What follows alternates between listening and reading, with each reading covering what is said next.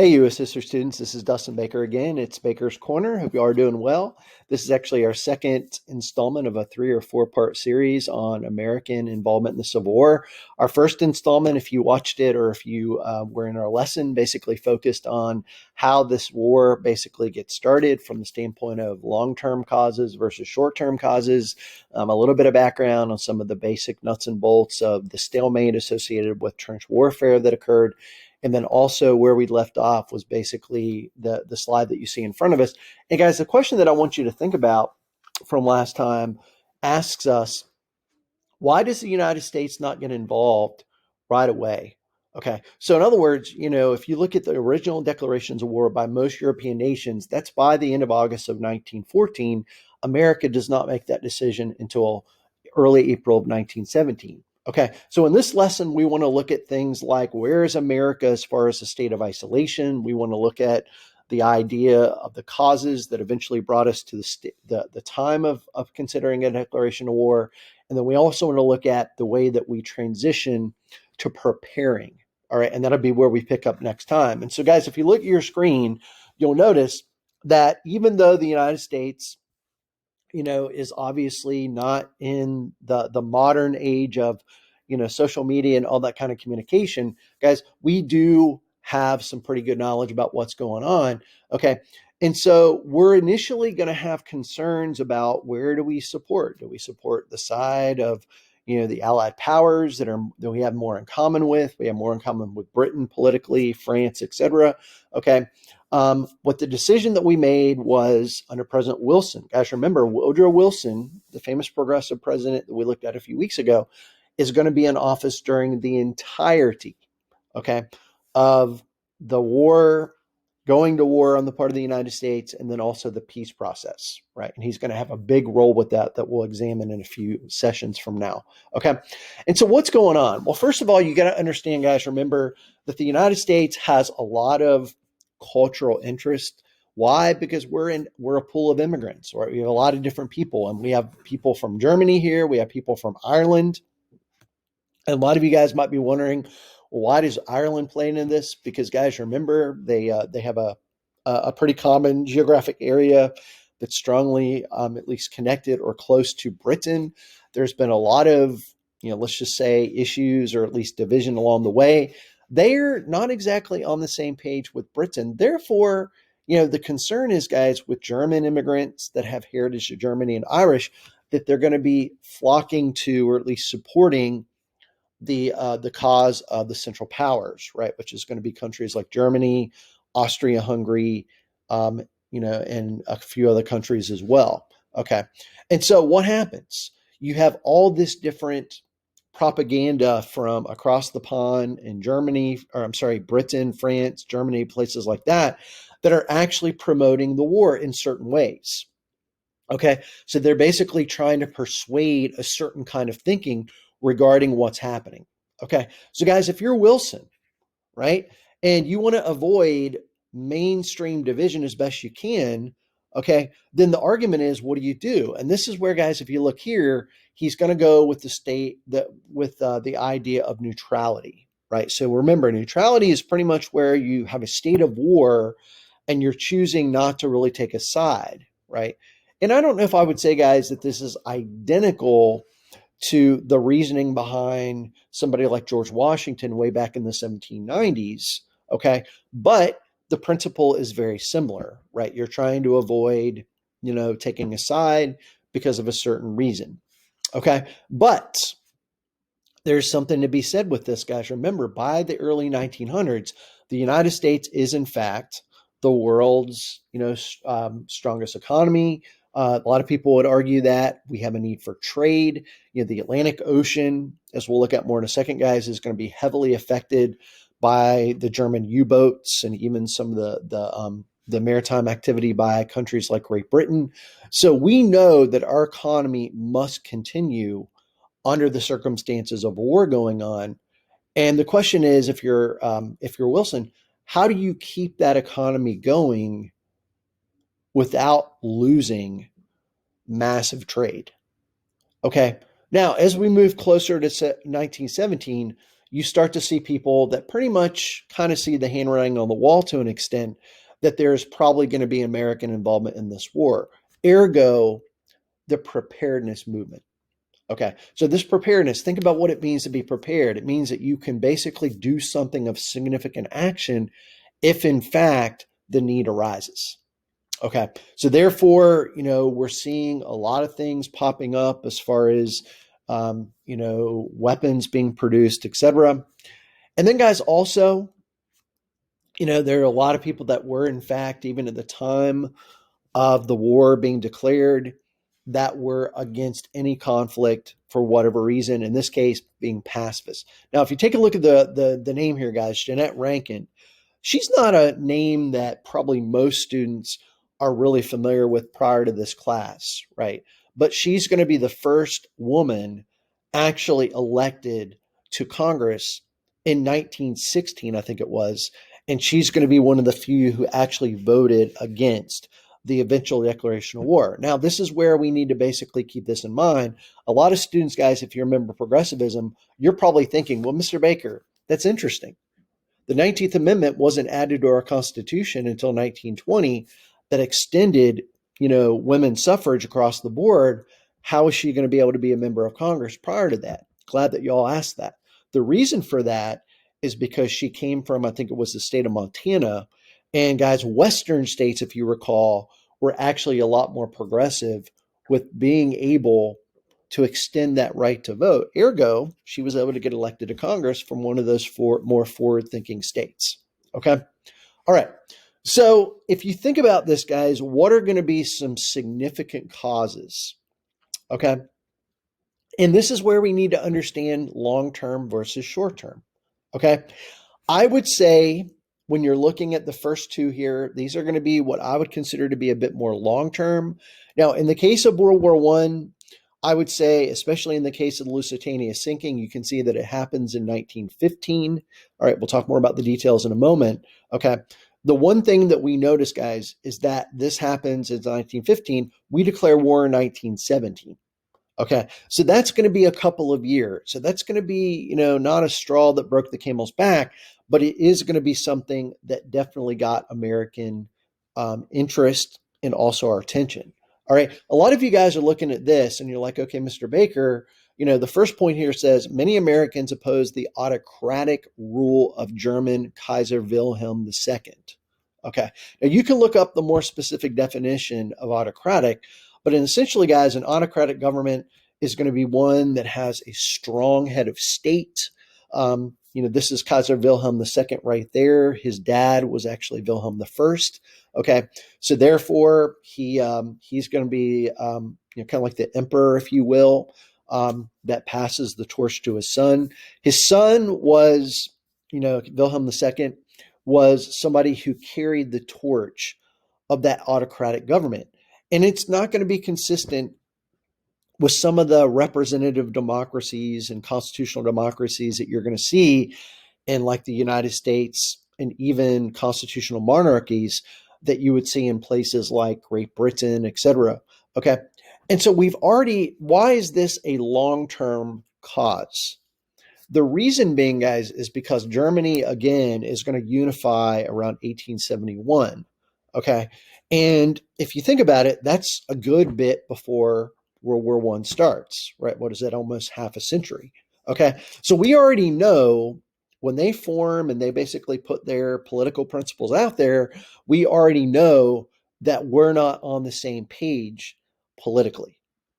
Okay. So that's going to be, I think it's safe to say, a long-term cause. Now, fast forward the clock. We're now in 1915. Okay. This is around May. This is obviously a depiction of the Lusitania sinking. Okay.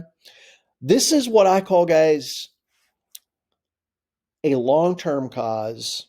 Now, there's debate out there, but I would say compared to the Zimmerman Note, which we'll talk about in a second, guys, this is going to be more of a long-term cause. So what has been going on?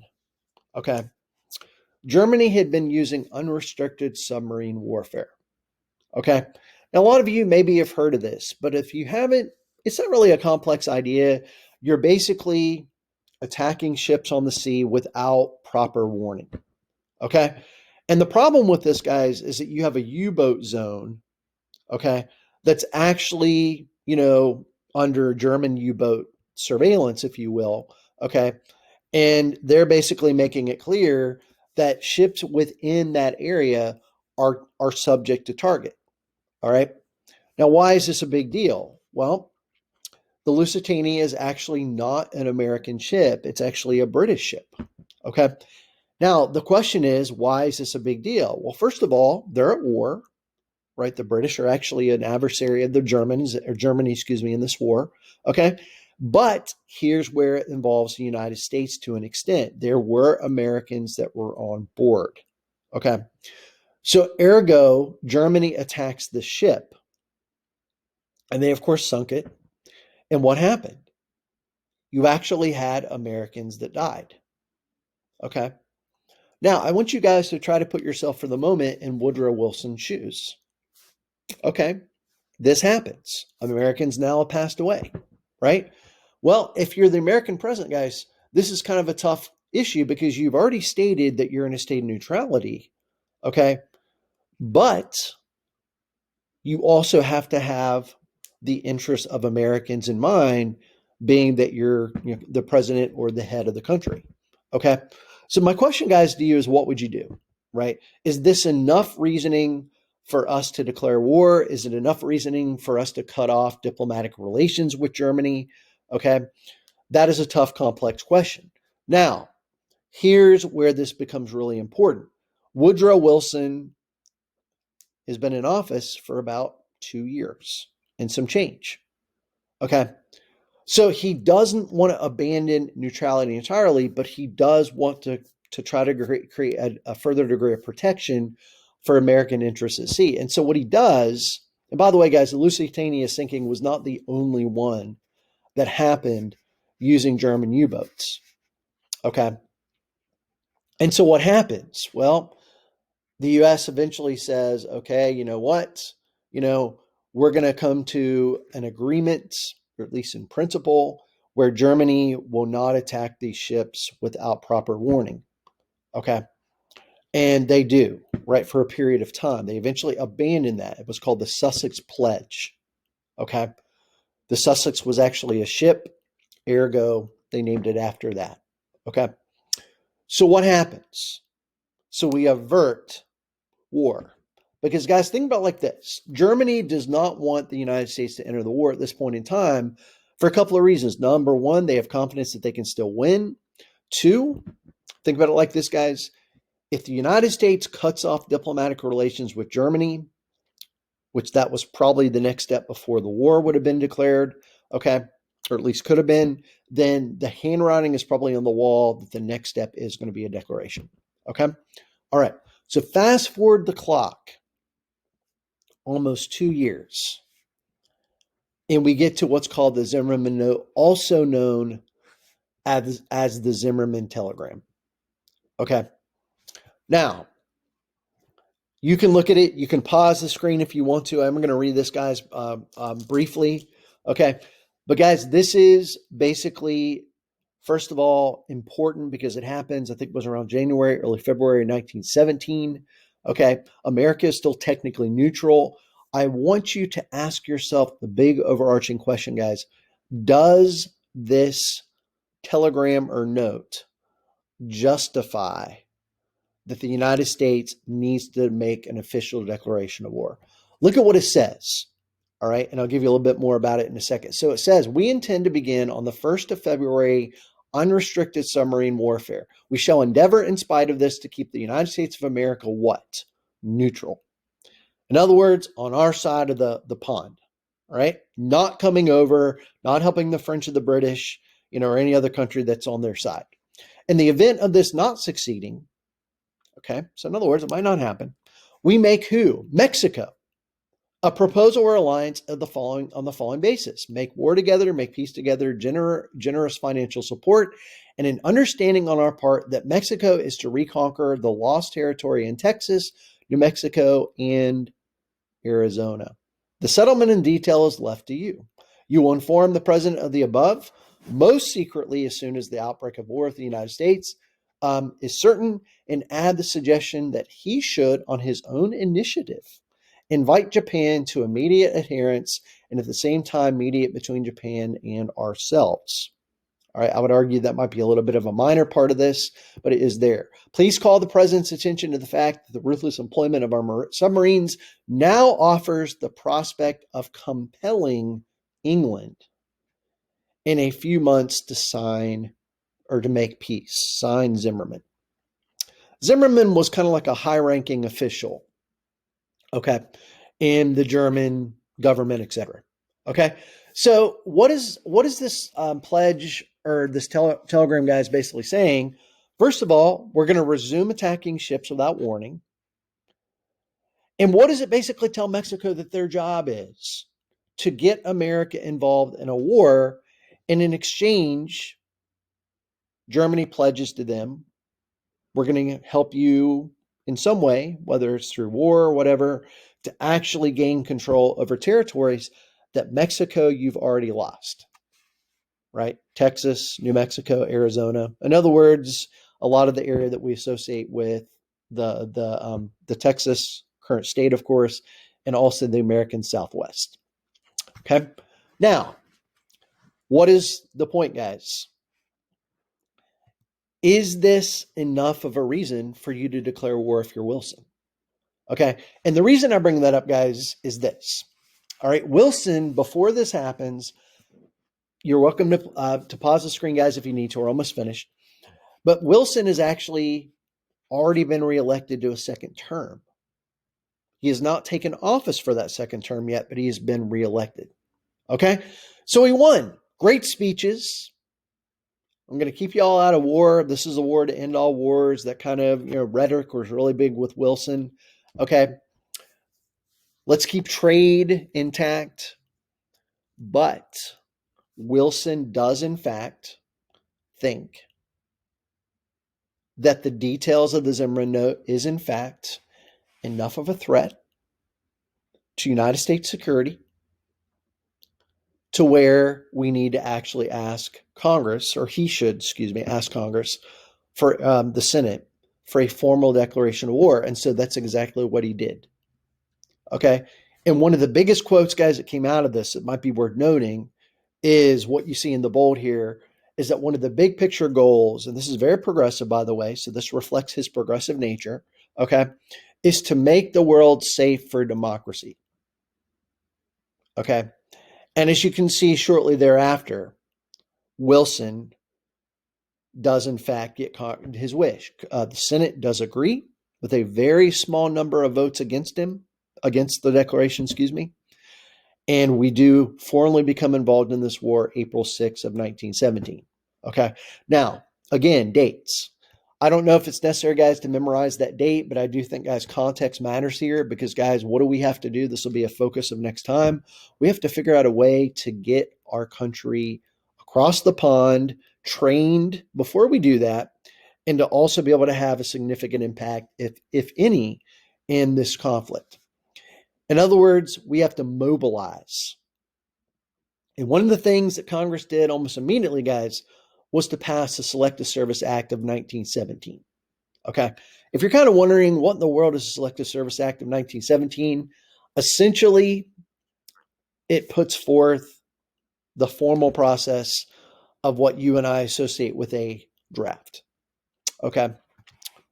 I remember, just a quick story on this. When I was turning 18, February 5th of 1993, I was living with a family friend at the time.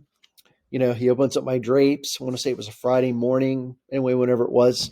And he says, you know what? You get to do something really, really civic like today. And I said, sleep for another hour. And he goes, nope. You get to basically go to the post office and formally register for the Selective Service. And I'm like, oh, I was a senior in high school. I'd already learned about this. Okay. If you want to know more about the basic details, you can go to www.sss.gov. But guys, the basic nuts and bolts, students like to know this, is the draft is still something that is a potential thing. Young men, with a few exceptions, do have to register still. Between 18 and 26 usually is the age. Okay. And so what do we notice is that the draft is something that the Congress and the president can authorize. All right, so they kind of give the green light. There's a lottery. All parts of the Selective Service are activated, which I would assume means that there's a communication amongst people.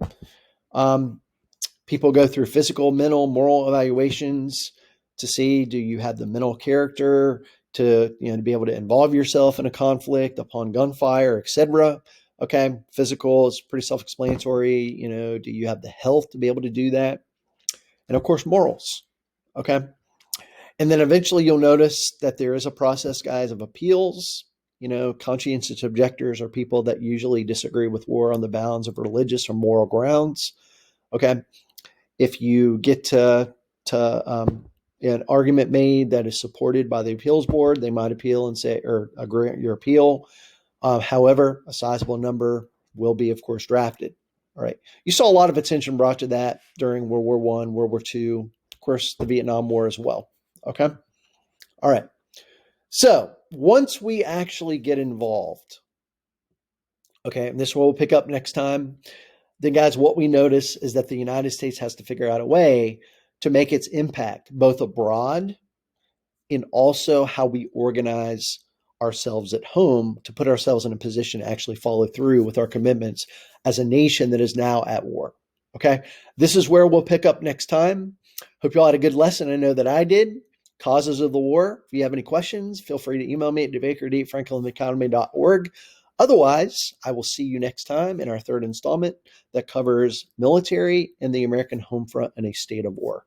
Hope you had a good one. Stay safe. And as always, I will see you next time. Thank you for your time. Bye-bye.